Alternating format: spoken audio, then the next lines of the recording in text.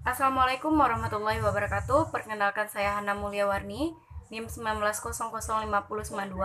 Saya merupakan mahasiswa dari Universitas Negeri Padang, namun pada mata kuliah Manajemen PNF ini saya melaksanakan perkuliahan di Universitas Negeri Makassar. Video video ini adalah video presentasi mengenai proposal yang saya buat, yaitu tentang pengabdian dan pengembangan masyarakat desa. Baik, untuk video selanjutnya dan video selengkapnya mari kita simak bersama-sama. Assalamualaikum warahmatullahi wabarakatuh. Teman-teman, mari kita menyaksikan sama-sama tentang video presentasi proposal pembinaan dan pemberdayaan masyarakat dalam perencanaan program pendidikan non-formal dengan judul Pengembangan Nilai-Nilai Keagamaan dan Keterampilan Masyarakat Desa Koto Panjang, Kenagarian, Pungasan Timur, Kecamatan Linggosari Beganti, Pesisir Selatan, Sumatera Barat. Proposal ini disusun oleh saya sendiri, Hana Mulyawarni, dengan dosen pengampu Muhammad Asri, MPD. Baik, di sini teman-teman dapat melihat daftar isi yang tertera pada proposal dan pada video yang saya tampilkan ini. Tepat pada halaman kedua, kemudian disusul dengan daftar tabel, kemudian daftar gambar. Teman-teman dapat menyaksikannya dengan seksama dan lebih baik. Kemudian langsung masuk kepada bab 1, yaitu pendahuluan. Di bab 1 ini terdapat analisis situasi.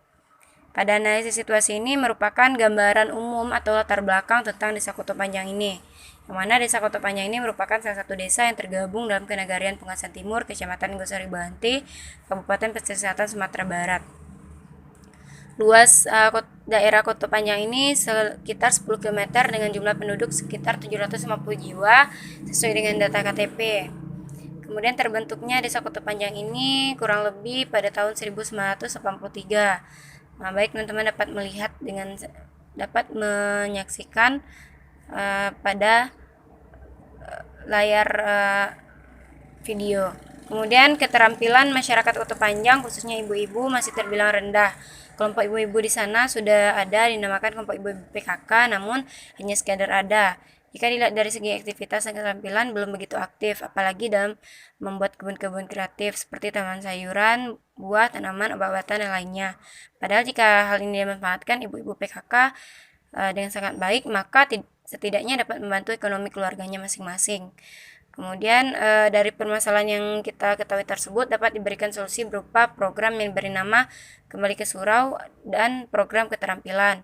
Sasaran dari program keterampilan ini difokuskan kepada ibu-ibu PKK yang kurang aktif di Desa Koto Panjang, sedangkan sasaran program Kembali ke Surau ini difokuskan kepada anak-anak, remaja masjid, dan orang tua, baik laki-laki maupun perempuan, untuk menghidupkan kembali TPA dan TPQ, birit remaja, dan majelis taklim. Yang mana kita mengetahui bahwa ekstrakurikuler wirid remaja atau kajian remaja dapat meningkatkan perubahan sikap remaja ke arah yang lebih positif. Selain wirid remaja, majelis taklim juga menjadi sarana untuk meningkatkan karakter masyarakat yang sebagaimana dikemukakan oleh Hasbullah bahwa majelis taklim adalah suatu tempat untuk melaksanakan pengajaran atau pengajian Islam. Nah, tujuan dari kegiatan ini adalah untuk membentuk pribadi yang religius, inovatif, kreatif, berprestasi. Selain itu, kami juga berupaya mengembangkan kegiatan dan program keterampilan berupa keterampilan memasak dan pola hidup sehat untuk ibu-ibu PKK. Nah, pada majelis taklim ini sendiri merupakan lembaga pendidikan non formal untuk memberikan pengajaran atau wadah pembelajaran agama Islam. Teman-teman dapat juga menyaksikan bagaimana gambaran umum. Di sini ada gambar 1.1, yaitu gambaran umum Masjid Desa Koto Panjang. Kemudian terdapat perumusan masalah, teman-teman dapat menyaksikannya. Di sana ada upaya peningkatan nilai-nilai keagamaan dan bagaimana pelaksanaan kegiatan Kembali ke Surau di Desa Koto Panjang tersebut. Kemudian ada indikator keberhasilan program. Indikator yang pertama ada perubahan perilaku masyarakat, kemudian perubahan fisik, 3 perubahan kemitraan dengan berbagai pihak, dan keempat ada perubahan kelembagaan lokal. Nah, pada poin B ada permasalahan mitra. Penduduk di Desa Koto Panjang mayoritas Islam. Di Desa Koto Panjang ini memiliki 1 masjid. Dari sarana dan prasarananya sudah dapat dikatakan 80% baik, tetapi belum bisa dikatakan 100% memadai. Nah, untuk itu perlu adanya peningkatan, pengembangan, dan kemajuan serta untuk mengembangkan masjid tersebut agar lebih makmur lagi dari sebelumnya. Pada keterampilan masyarakat Kota Panjang, khususnya ibu-ibu dewasa, masih terbilang rendah. Kelompok ibu-ibu sana sudah dinamakan kelompok ibu PKK, namun sekedar ada, tidak bersifat aktif dan inovatif.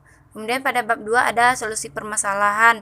Berdasarkan permasalahan yang dihadapi mitra, maka saya mengajukan program dengan memberikan solusi permasalahan sebagai berikut. 1. Mengedukasi penduduk dalam upaya peningkatan nilai-nilai keagamaan serta keterampilan yang bisa diterapkan dalam kehidupan sehari-hari di Kota Panjang. 2. Membantu penduduk dalam menghidupkan kembali TPA dan TPQ, Forum Anissa, Forum Arijal, dan Majelis Taklim dalam pelaksanaan kegiatan kembali ke surau di Desa Kota Panjang. Manfaatnya sebagaimana berikut, seperti manfaat bagi pelaksana, yaitu manfaat untuk saya sendiri, dapat memperluas relasi dan meningkat rasa kepedulian mahasiswa terhadap pendidikan, baik pendidikan formal maupun non-formal. Selain itu juga menjalankan tridharma perguruan tinggi, yaitu pengabdian pada masyarakat.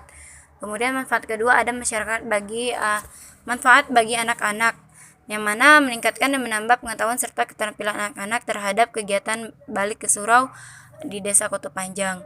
Kemudian manfaat bagi pemuda, yaitu menumbuhkan spiritual dalam diri pemuda sehingga mampu menjadi motivasi dan bagi masyarakat serta pemuka masyarakat.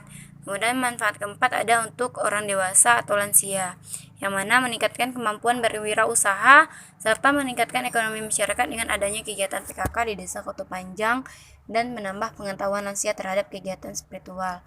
Kemudian dalam bab 3 ini ada metode pelaksanaan. Di sini ada tabel 1.1 roadmap metode pelaksanaan. Teman-teman dapat menyaksikannya. Saya sudah membuat planning, organizing, controlling, dan evaluasi. Kemudian ada metode pemberdayaan masyarakat desa dan metode pelaksanaan kegiatan berupa identifikasi potensi dan masalah, lanjut dengan analisis kebutuhan masyarakat, kemudian koordinasi tim pelaksanaan dan masyarakat, lalu penyusunan program bersama masyarakat, penguatan dukungan desa, pelaksanaan program, monitoring dan evaluasi, publikasi dan pelaporan. Teman-teman dapat melihat pada gambar 1.2 peta metode pelaksanaan kegiatan. Nah, untuk selanjutnya identifikasi potensi dan masalah, analisis kebutuhan masyarakat, koordinasi tim pelaksanaan, dan sebagainya sampai pada tahap laporan. Ini merupakan metode pelaksanaan. Kemudian bab 4 ada jadwal dan ringkasan anggaran. Pada tabel 1.2 itu ada tabel jadwal kegiatan. Nah, di sana saya sudah membuat survei lokasi desa pembinaan, penyusunan dan pengajuan proposal, pembuatan materi, koordinasi pelaksanaan dengan mitra, pelaksanaan kegiatan, tahap 1, tahap 2, tahap 3, evaluasi dan monitoring, penyusunan laporan, publikasi, penyerahan laporan. Di situ ada dimulai dari minggu ke-4 Maret, minggu pertama April, minggu 1 Mei, minggu pertama Juni, minggu ke-1 dan 2 sampai 3 Juli, minggu ke-2 Agustus, minggu ke-1 September, Oktober, dan November, dan Desember kita tidak ada kegiatan lagi di sana. Kemudian pada tabel 1.3 itu merupakan tabel anggaran biaya. Saya sudah membuat 3 rancangan. Yang pertama ada peralatan penunjang, kemudian ada peralatan habis pakai, kemudian seminar dan publikasi. Teman-teman dapat melihat sendiri di mana terdapat volume, harga satuan, dan jumlah. Nah, jadi jika ditotalkan semua anggaran biaya yang dibutuhkan dari ketiga rencana program tersebut, nanti kita membutuhkan Rp32.100.000 dana. Kemudian daftar pustaka saya mengambil dari Jus Sujana tahun 2000, manajemen program pendidikan untuk pendidikan luar sekolah dan pengembangan sumber daya manusia, Bandung, Falah Production.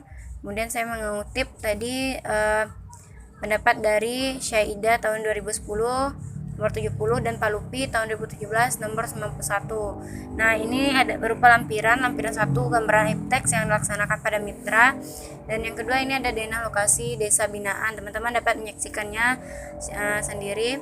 Kemudian yang terakhir ada biodata pelaksanaan.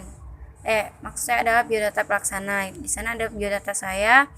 Teman-teman dapat menyaksikan pada tabel 1.5, 1.4, 1.6 itu merupakan identitas biodata saya sebagai pelaksana. Mungkin hanya itu yang dapat saya sampaikan. Salah jaga saya mohon maaf. Saya akhiri. Assalamualaikum warahmatullahi wabarakatuh.